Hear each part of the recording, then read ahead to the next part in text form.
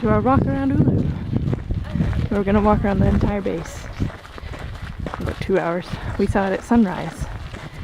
So we got up at 5:40 in the morning and had breakfast and watched the sunrise over Uluru. Pictures couldn't really capture it, but it's so big and intricate.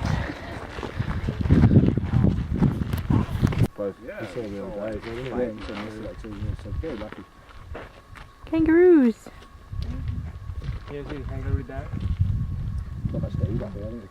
Wallaby. Kangaroo. Euros.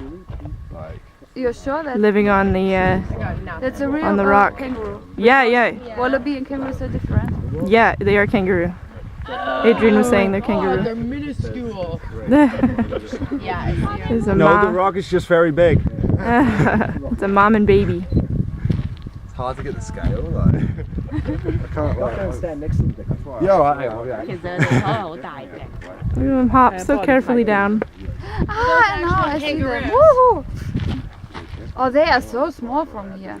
Yeah, I'm zoomed all the way in. Hi. So it's time for a little cultural lessons. So the Aboriginals of this area, the Anu, believed. Let's start here. If you've ever heard of the dream time, white people use dream time to name the Aboriginal creation kind of story. But in reality, they're actually kind of offended by this term because it implies that they dreamed it all up. Like, it's not real. And they call it Chukaricha, which is their origin story, basically.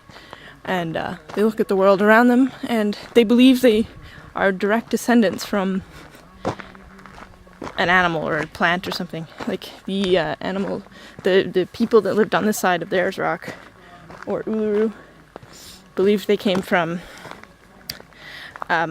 the mala. It's a tiny rock wallaby.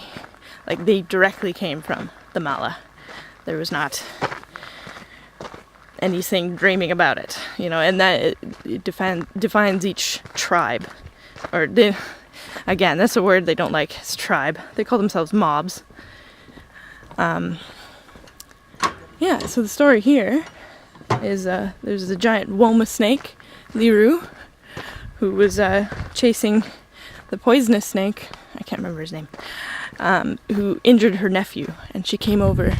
And there's stories in the rocks. There's like a black snake shape that she came over, and these two big cracks.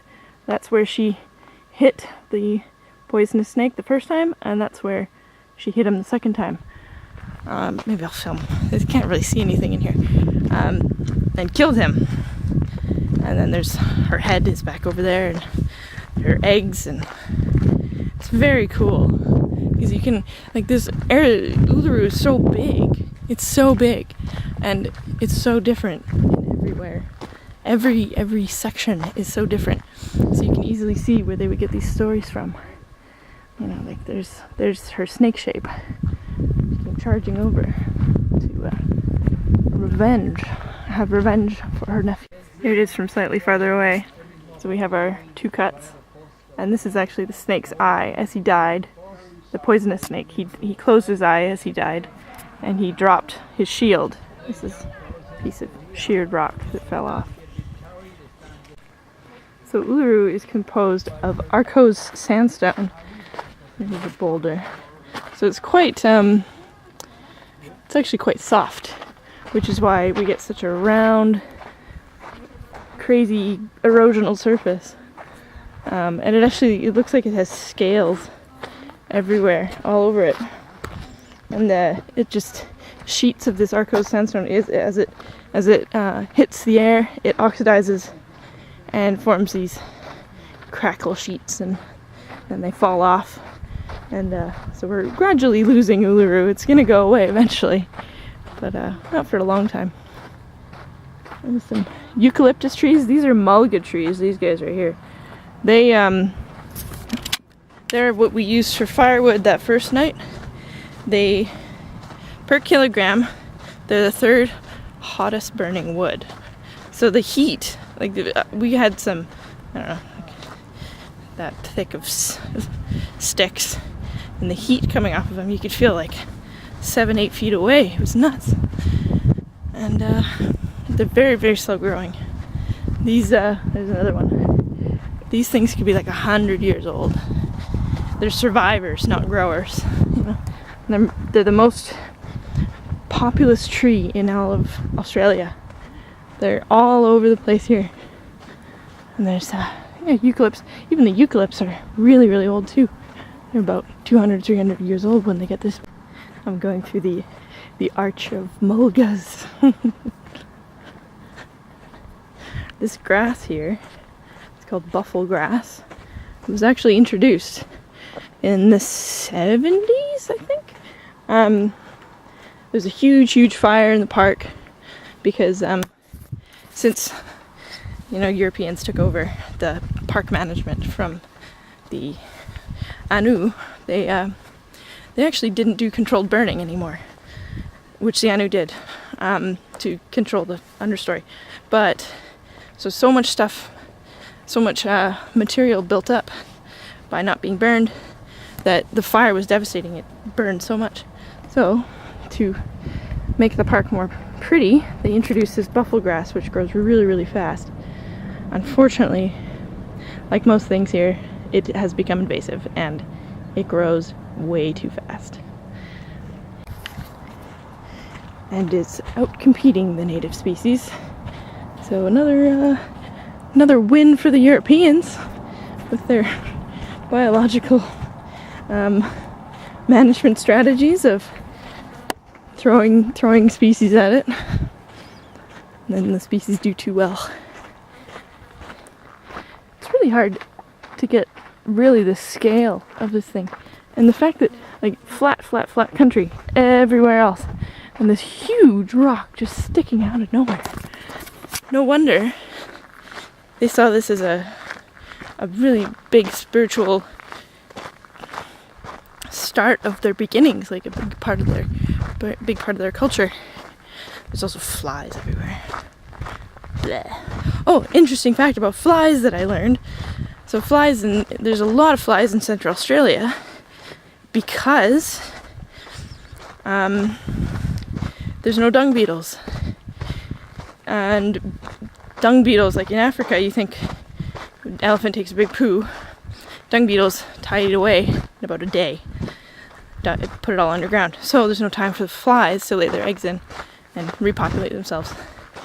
Here, there are no dung beetles because there's no big mammals. Oh, there's a pretty bird. Hello there, bird. Quite a cute little bird.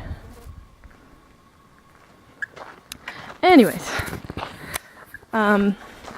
so with the biggest herbivore here is native herbivore is the red kangaroo, which has pretty small poo.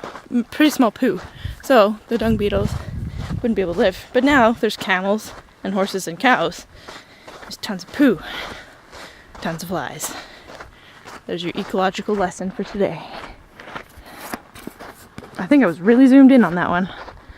Another bad thing about this grass is that it's a lot of fuel. There usually wouldn't be this much dry fuel, and it also burns hotter than the native plants.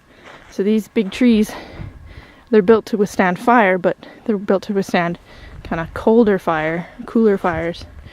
So when this grass goes up, the big trees actually burn and die. So that's not good.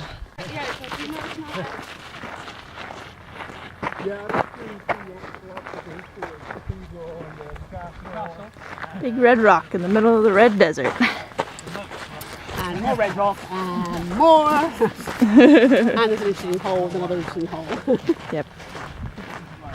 And terrible buffalo grass. That one with the snake story, I thought that was actually quite good because it showed it. The lizard was a bit of a washout.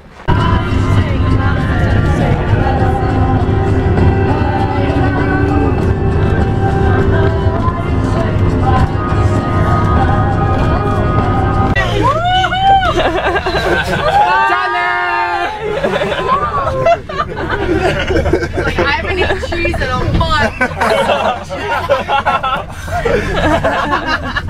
We're at a camel farm. Please teach me like pronunciation. Like pronunciation. Camel. Camel.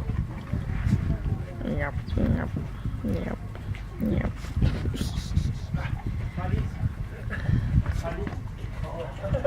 The biggest horse Oh, look at you guys. Oh my, they're so big. Oh my god. Yeah, they're really big. Können die so lange halten?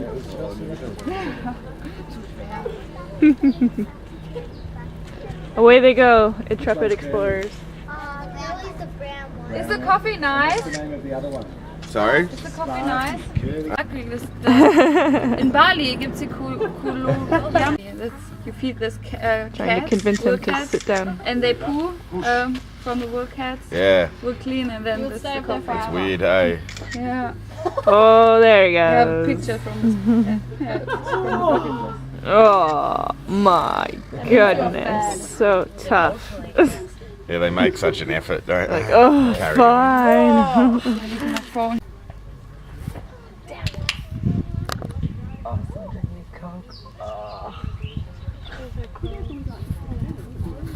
One guide, yes. Normally it's one guide, 21 passengers.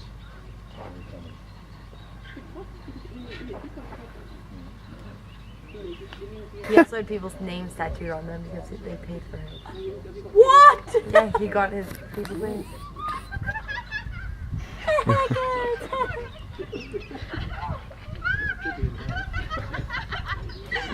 Boing, boing, boing, boing.